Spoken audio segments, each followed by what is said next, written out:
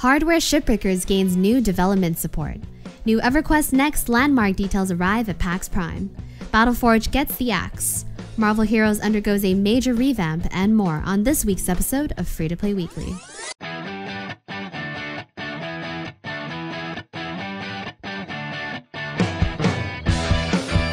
Just last week, Blackbird Interactive struck a deal with Gearbox Software to officially rebrand Hardware Shipbreakers as Homeworld Shipbreakers. The uncommon sci-fi RTS is no longer just a spiritual successor to Homeworld, but an actual successor. As part of the deal, Blackbird will also receive financial and production support from Gearbox to help finish the game. Gearbox acquired the Homeworld license as part of THQ's bankruptcy sell-off back in May. Unfortunately, some recent news has revealed that due to the recent backing of Gearbox, Homeworld Shipbreakers will no longer be free to play. In a response to a fan on Twitter, Randy Pitchford, president of Gearbox Software, said, quote, "With our investment, Homeworld Shipbreakers can be a proper commercial release. No need for free to play." The free-to-play model was apparently used out of necessity at first, due to Blackbird's interactive limited budget. A sad end to an otherwise promising free-to-play story. Pax Prime brought more news regarding SOE's Everquest Next landmark. At the convention, SOE continued to stress Landmark was indeed an MMO and not just another sandbox builder. Both Landmark and Everquest Next will possess a class system with the Adventurer class awarded to all players within Landmark. The Adventurer class is unique to Landmark and will provide its own set of abilities. Once Everquest Next launches, players will be able to transfer their character's info, look, and Adventurer class over. Shaping the world of Landmark will be made easier with a little help from friends, and SOE is encouraging players to do so with the inclusion of co-op builds. The co-ops will allow players to invite others to join them while building without the need for everyone to be in the same guild. Players will randomly begin their journey in Landmark at one of the several starting locations and can teleport between them by using magical spires. Traveling is also made easier with mounts and the parkour system, which continues to improve dramatically. If you want to find out even more new Landmark details, be sure to check out the full article on MMOBomb.com. In a relatively short amount of time, Riot Games has surged in size and made a name for itself by hiring developers from around the globe. Riot has sourced high-profile developers, including most recently EVE Online's lead designer, Christopher Why did these names keep getting harder to say? Christopher Toborg. Okay, as white as I can be. Toborg broke news himself through a Facebook post where he thanked CCP for his 5 years there, but stated, quote, "You can't do the same thing forever, and I feel like after more than 5 years, it's time to try something new. So I'm packing my bags again and moving to Dublin, where I'll be joining Riot Games to work on League of Legends." As to what exact role Toborg will play in the development of League of Legends is unclear. That being said, Riot wouldn't have snagged the lead designer from the world's most popular sci-fi MMO just to have him head up customer support. No word yet from CCP on who will replace Toborg as lead designer for EVE Online. After 4 years of existence, EA has decided it will shut down its card-based RTS Battleforge. The announcement, as always, left many fans of the game unhappy, but unsurprised as Battleforge has seen very few updates over the last 6 months. EA has no player reimbursement planned and are encouraging players to spend their in-game currency before services cease on October 31st. Battleforge was originally released buy-to-play in 2009 before making the transition to free-to-play the same year.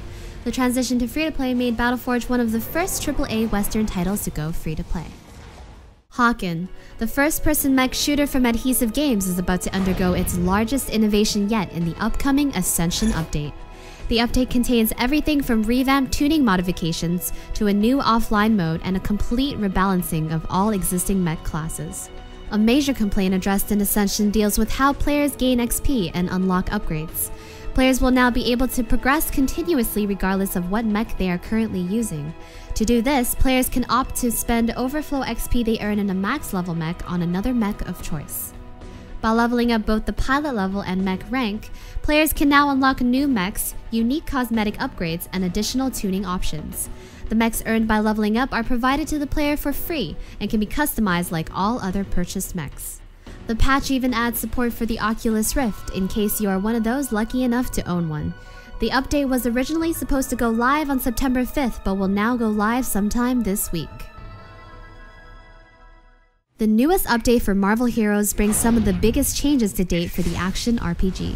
Players now get to choose from 3 difficulty levels: normal, heroic, and superheroic, in order to truly prove their worth as superheroes. The new difficulty modes gradually unlock as players level up and provide increased experience and rewards. One of the biggest changes to the game is the complete revamp of the defense system. The major overhaul includes improvements to how defense is calculated, which should make the stat appealing to everyone, including ranged heroes.